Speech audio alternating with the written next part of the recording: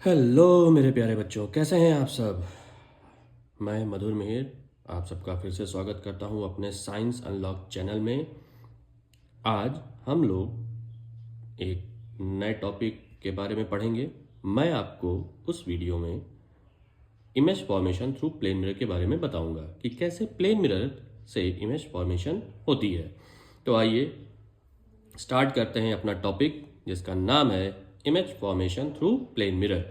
देखिए बच्चा, ये हमने एक वर्टिकल प्लेन मिरर को रखा है जिसके लेफ्ट हैंड साइड में रिफ्लेक्टिंग सरफेस है और राइट हैंड साइड में पॉलिश सरफेस है। राइट हैंड साइड में कैसी सरफेस है? पॉलिश सरफेस है। आइए, अब हमने यहाँ पर एक हॉरिजॉन्टल एक्सिस, जिसको हम प्लेन मिरर के हॉरिजॉन्टली एज्यूम किए हैं, ठीक है। तो अब इस हॉरिजॉन्टल एक्सिस पे जिसको हम प्रिंसिपल एक्सिस भी बोलते हैं, इसको हम इसके ऊपर एक ऑब्जेक्ट रखने वाले हैं जिसकी हाइट ए बी है। इसको हम स्मॉल एच से भी डिनोट कर सकते हैं। तो ए बी ऑब्जेक्ट है हमारा। अब ए बी ऑब्जेक्ट से ये एक सोर्स ऑफ लाइट है, लाइट इसी से चलेगी, ठीक है।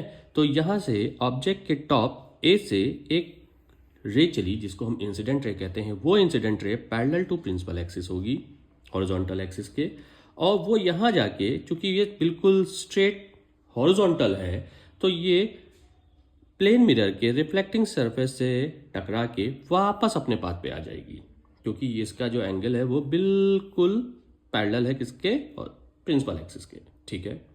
अब ऑब्जेक्ट के टॉप से ए से एक रे, इंसिडेंट रे, इसके इस एंगल पर, मतलब ये तो बिल्कुल पैरेलल टू प्रिंसिपल एक्सिस चली थी। अब दूसरी रे जो चलेगी वो पैरेलल टू प्रिंसिपल एक्सिस ना चल के वो किसी एंगल पे चलेगी, ठीक है। उस एंगल को हमने थीटा मालूम किया, और वो प्लेन मिरर के पॉइंट ओ पे इंसिडेंट होगी और हॉरिजॉन्टल लाइन से किस एंगल पे मीट करेगी? थीटा। अब चूंकि हमने लॉज ऑफ रिफ्लेक्शन भी पढ़ा है, तो अब कहीं ना कहीं ये जो हॉरिजॉन्टल लाइन है वो एक नॉर्मल का काम करेगी, नॉर्मल की तरह बिहेव करेगी, और यहीं से रिफ्लेक्शन हो जाएगा। यही रे जो हमारी इंसिडेंट हो रही थी पॉइंट ओ पर, ये रिफ्लेक्ट हो जाएगी सेम एंगल पर। देखिए, ये थीटा है तो ये भी थीटा एंगल है, तो थीटा एंगल पर ये रिफ्लेक्ट हो जाएगी। लेकिन ये तो यहाँ पे सिर्फ और सिर्फ रिफ्लेक्शन हुआ, इमेज कहाँ बनी? इमेज कैसे बनेगी प्लेन मिरर के थ्रू? तो हमेशा ये याद रखिए कि जो प्लेन मिरर में इमेज बनती है वो बिहाइंड द मिरर बनती है। लेकिन कैसे बनी भाई, किस तरीके से बनी? तो हमने उसका काम किया। कैसे? हमने ये जो हॉरिजॉन्टल लाइन गई थी, हॉरिजॉन्टल इंसिडेंट रे गई थी पैरेलल टू प्रिंसिपल एक्सिस, इसको हमने बिहाइंड द मिरर ट्रेस किया, बैक ट्रेस इसको किया, और यही जो रिफ्लेक्टेड रे थी इसको हमने पीछे की तरफ बढ़ाया।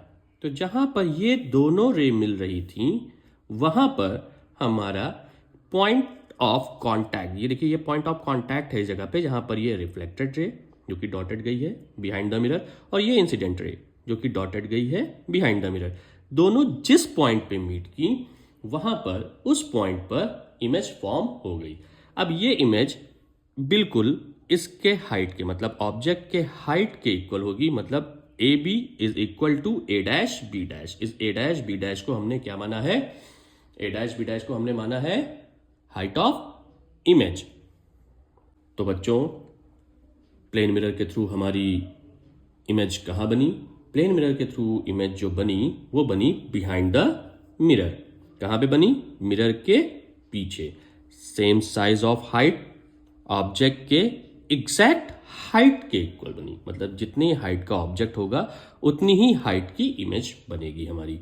अब यहां पर इमेज, अब सुन लीजिए और समझ लीजिए कि इमेज हमारी दो टाइप की होती हैं। कैसी होती हैं? एक तो रियल होती है और एक वर्चुअल होती है, ठीक है।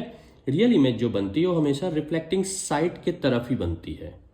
वो अपीयर टू मीट नहीं होती, कि वो लग नहीं रहा था। जैसे यहाँ पे हम देखें तो ये अपीयर टू मीट है, यहाँ पे मतलब ये रिफ्लेक्टेड रे को हमने पीछे की तरफ बढ़ाया है और ट्रेस किया है, इंसिडेंट रे को भी हमने पीछे की तरफ ट्रेस किया है। तो ये ट्रेसिंग के थ्रू हमको अपीयर हो रही, मतलब लग रही हैं, प्रतीत हो रही हैं। जबकि रियल इमेज के लिए ये वर्चुअल इमेज है, जबकि रियल इमेज के लिए ऐसा नहीं होगा। रियल इमेज के लिए वो कोइंसाइड करेंगे, वो बिल्कुल मिल जाएंगे रिफ्लेक्टिंग सरफेस की तरफ ही, ठीक है, दोनों की दोनों रेज, कौन सी, इंसिडेंट रे और रिफ्लेक्टेड रे। ओके, ठीक है। तो अब प्लेन मिरर के थ्रू जो इमेज बनी है उसका नेचर कैसा है, देखिए नेचर आपके सामने लिखा हुआ है, कैसा होगा। पहली बात तो वर्चुअल, वर्चुअल क्यों, क्योंकि बिहाइंड द मिरर बनी है।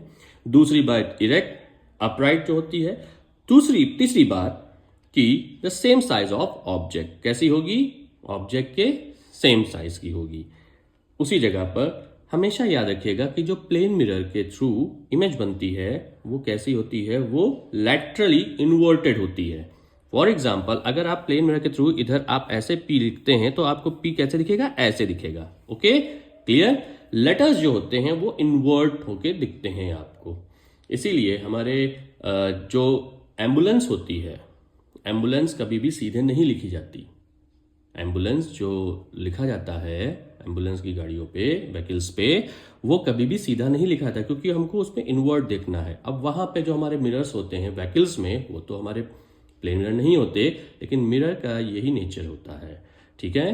तो अब हम अगले वीडियो में क्या डिस्कस करेंगे, पहले वीडियो में तो हमने डिस्कस कर लिया image formation through plane mirror, अब हम डिस्कस करेंगे image formation through spherical mirror. किसके थ्रू, स्फेरिकल मिरर के थ्रू। कौन कौन से टाइप्स होते हैं स्फेरिकल मिरर्स के, 2 टाइप्स होते हैं, कॉनकेव और कॉन्वेक्स। तो बच्चों, अगर आपको मेरा चैनल अच्छा लगा है, टॉपिक आपको समझ में आए हैं, तो प्लीज लाइक करें, सब्सक्राइब करें और खूब ढेर सारा शेयर करें। आपका फिजिक्स टीचर मधुर मिहिर ऐसे ही ढेर सारे वीडियो लेके आएगा टॉपिक से रिलेटेड। और हाँ, एक चीज और मैं आपको बता दूं कि आपकी एनसीईआरटी की जो एक्सरसाइज है, जो क्वेश्चंस होंगे, उनको भी हम डिस्कस करेंगे और आपके डाउट्स को भी हम डिस्कस करेंगे वीक में एक बार, सैटरडे या संडे के दिन। Thank you so much.